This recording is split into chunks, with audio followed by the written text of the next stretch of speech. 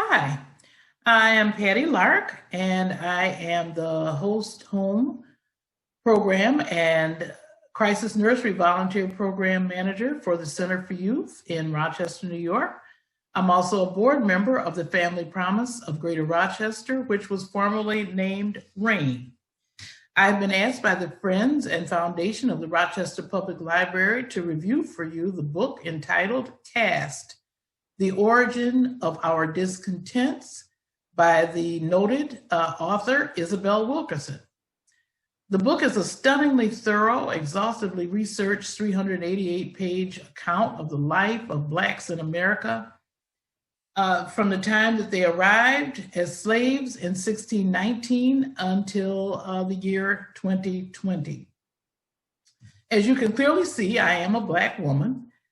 What you may not be able to see is that I grew up during the Civil Rights era, and that in 1964, I was one of many Black children who were bused out to a suburban school district for the first time in Rochester's history.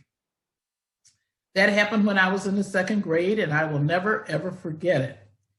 Although I will be forever grateful for my many learning experiences from the second through the sixth grade, which included learning about other cultures, other customs from my then classmates, I will also never forget some other unfavorable things, which included name calling, hurling of rocks, shouted insults, and this was all done by adults who just really did not want Black children to learn in their suburban town. Ironically, I now own a home and reside in that same suburban town. Fast forward, all of these years later, as I think back to that experience at the age of 7 years old, and after I have read the book, Caste, I am really tempted to say that the year 1964, at the tender age of 7, was the beginning of the origin of my discontents as it relates to racism. All those years ago, at the tender age of 7, it dawned on me, I realized that there was a serious disconnect between Blacks and whites. As you may already suspect, reading this book was quite an emotional experience for me. And I dare say, if you are a person who possesses a will to live in a just society where social and economic justice prevail, this is going to be a very emotional read for you, but I believe it is a very necessary read for us all. I'll tell you a little bit about the author. Isabel Wilkerson is a Black woman and Pulitzer Prize and National Humanities Medal winner. She was the first woman of African American heritage to win the Pulitzer Prize in journalism. Isabel Wilkerson has taught at Princeton, Emory, and Boston universities and has lectured at more than 200 colleges and universities and all throughout the United States and also in Europe and Asia. Readers of Caste who have not had exposure to European and Mideastern cultures will greatly benefit from the author's knowledge and the information she shares about the history of those cultures in her book. Also noteworthy about the author is the fact that her debut work, The Warmth of Other Suns, is a New York Times bestseller, which won the National Book Critics Circle Award for nonfiction and is on the New York Times list of the best nonfictions of all times. Isabel Wilkerson is indeed a gifted writer who has achieved true greatness in her field. The success of the book, speaks to her greatness as a writer. Published in 2020, became number 1 on New York Times nonfiction bestseller list in November 2020. And as of January 2021, it had been on the combined nonfiction sellers list for 21 weeks. It's also on the USA Today's bestseller list. And according to Publishers Weekly, the book had sold over 500,000 copies by the close of 2020. Mind you, it wasn't published until August. So what a great book it is. And, the sales of the book speak to it. And also to its great credit, it is a part of Oprah's book club. So really a great book from a very wonderful journalist and writer. So let's get into more detail about the book. Let me just say to say it is well researched doesn't seem to be apt, but it truly is a well-researched, detailed account of racism in the United States. It factually and brutally describes it as an aspect of a caste system. What is a caste system? It is a societal system characterized by traditionally unspoken, but continuously enforced and reinforced actions, reactions, laws on the local, state, federal level, in policing, and in everyday relationships. These things are enforced to reflect hierarchy and exclusion.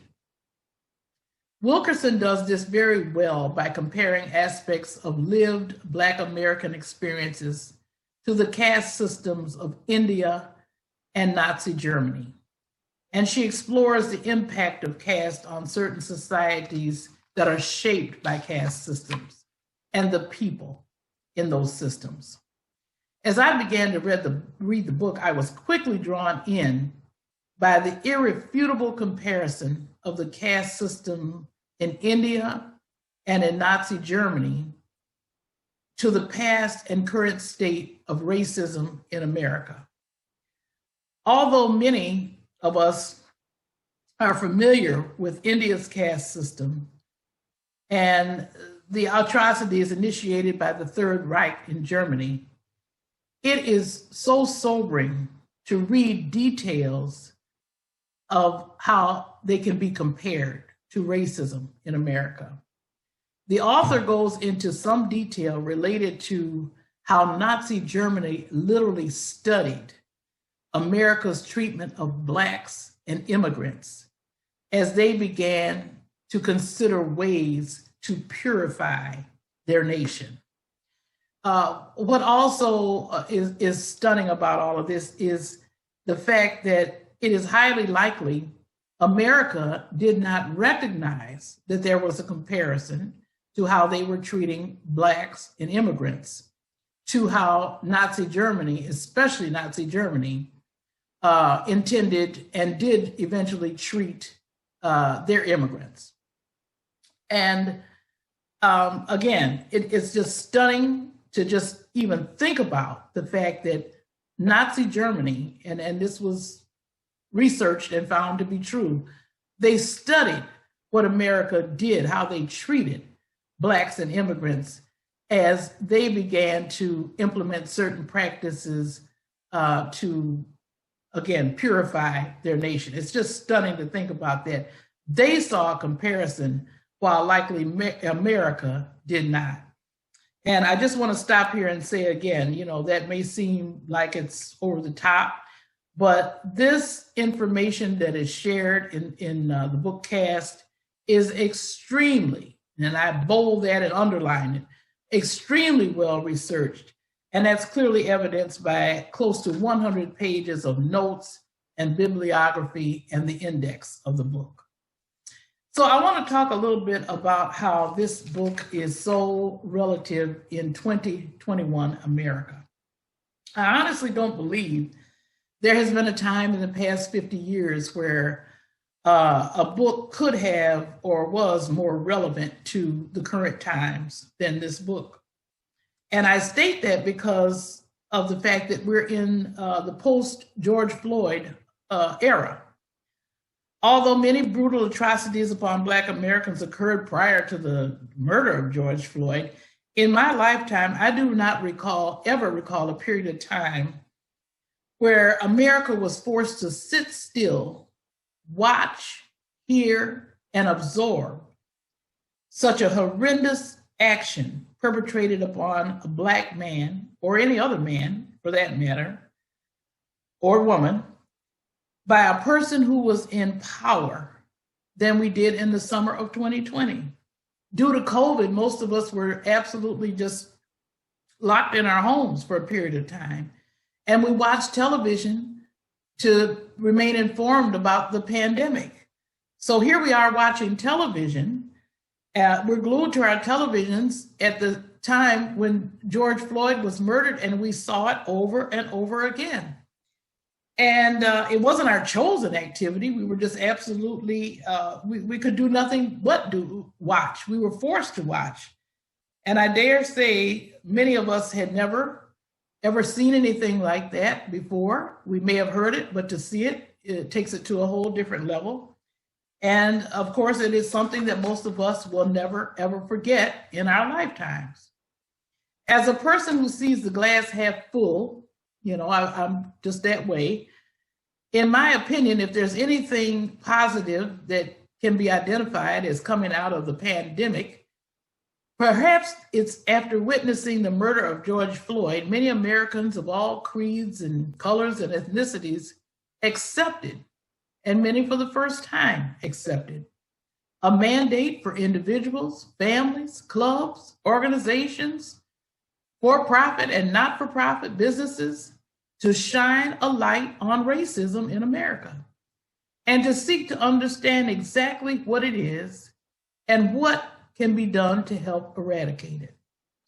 The role of the book Caste in assisting us all to better understand what led to America becoming who and what we are, and what may be able to be done to help move us away from a caste society, cannot be overstated. In chapter 2 of the book, the author states, and I quote, "America is an old house. We can never declare the work over. Wind, flood, drought, and human upheavals batter a structure that is already fighting whatever flaws that were left unattended in the original foundation. When you live in an old house, you may not want to go into the basement after a storm to see what the rain have wrought. Choose not to look if you wish, however you do so at your own peril," end quote. The summer of 2020 issued a clarion call for all of us to look into the basement, if you will. Many of us have been brave enough to take that look. Now we must address and dismantle the ancient evil of caste. The book will help us better understand how to do just that. I believe the book is one of the readily available tools in the toolbox of caste dismantling that we should seize hold of to help us first better understand how we got here, and second, to better understand why we have been here so long. Although I'm no medical professional, I did once work in a medical environment where I learned that identifying an underlying condition is the key to understanding and treating symptoms. This book will help us all better understand the history of the underlying condition of entrenched racism and how it has well served some and been a complete disservice to others. It will also help us all better understand the current urgent mantra, Black Lives Matter. And as well, it will help many of us to better understand why there are some in America who are intent on emphatically saying racism absolutely does not exist in America. I'll talk about some key features of the book. Although I have chosen purposely not to overshare about the book because I really believe every person in America should read it and absorb its contents for themselves, I will highlight the 8 pillars of caste that the author describes. We all know that pillars provide essential support and sustenance. Please take note of the following 8 pillars that are essential to the ongoing support of caste in any society. As I reference them, keep in mind one of the author's description of caste. Quote, "The American caste system, an artificial hierarchy in which most everything that you could and could not do is based upon what you look like." Pillar number 1, divine will and the laws of nature. This is the belief that God has created certain people to be greater and are more deserving of greatness than others. Pillar number 2, heritability.